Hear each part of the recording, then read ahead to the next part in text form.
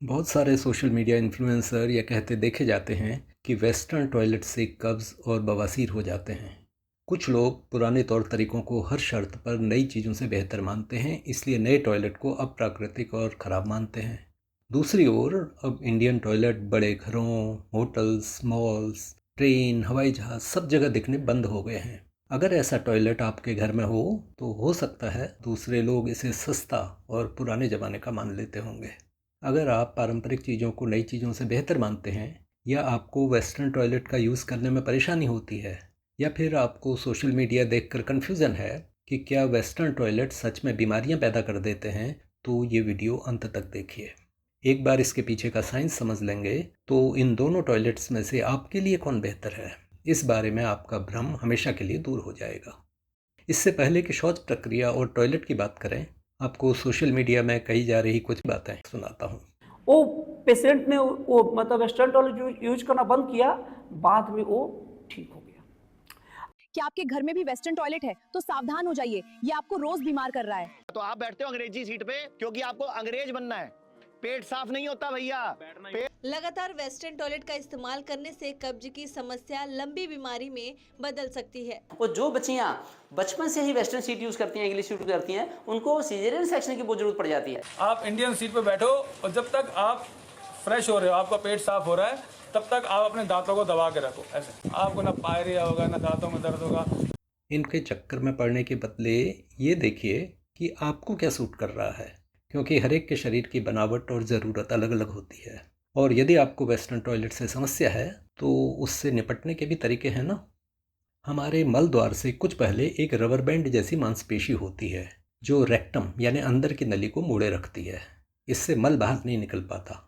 अगर ये मल को इस तरह रोकती नहीं तो हम हर घंटे टॉयलेट में ही बैठे रहते।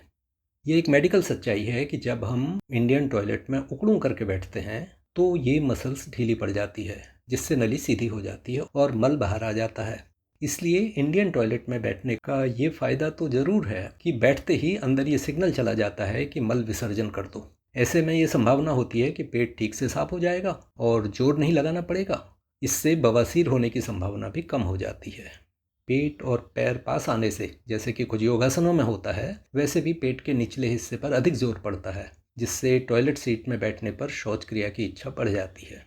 जब हम वेस्टर्न टॉयलेट में तन के बैठते हैं तो ये जो मसल है ये उतनी ढीली नहीं पड़ती जितनी उकड़ों करने से होती है, लेकिन ऐसा सबके साथ नहीं होता।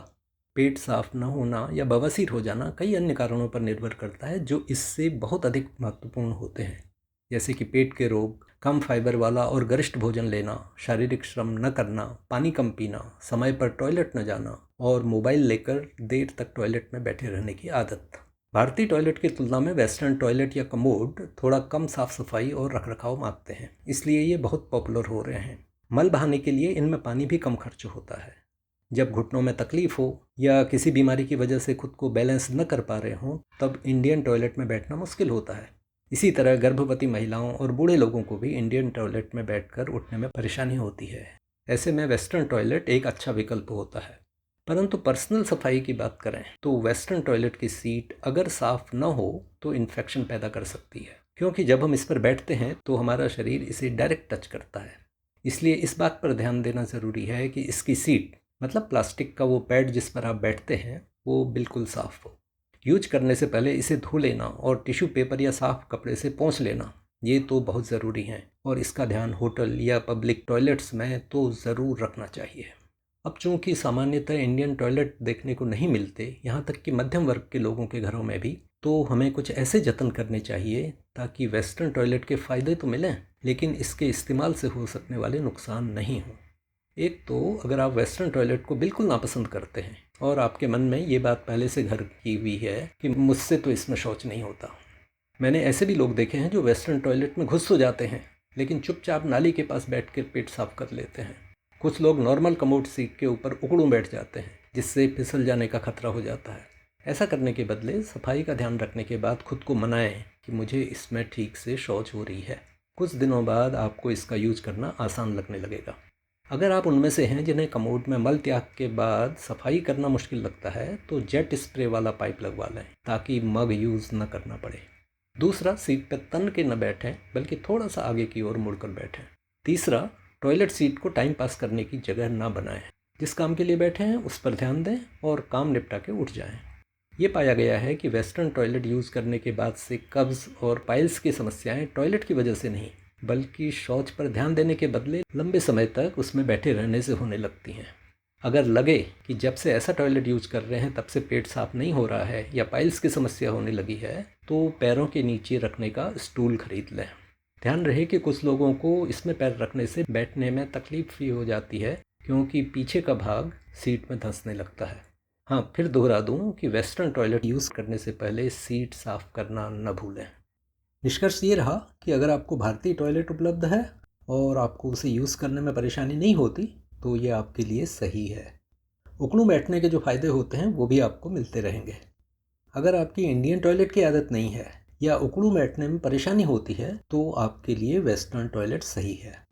सीट की सफाई का ध्यान रखेंगे, थोड़ा सा मुड़कर बैठेंगे और बेमतलब सीट पर बैठे नहीं रहेंगे तो इससे हो सकने वाले नुकसानों से आप बचे रहेंगे। आज के वीडियो में इतना ही। अगर आपको ये वीडियो काम का लगा हो तो इसे अन्य लोगों के साथ भी शेयर कीजिए। इस चैनल पर हेल्थ से रिलेटेड दर्जनों वीडियो हैं, उन्हें भी देखिए और आगे के वीडियोस भी देखते रहिए। स्वस्थ रहिए, खुश रहिए। नमस्कार।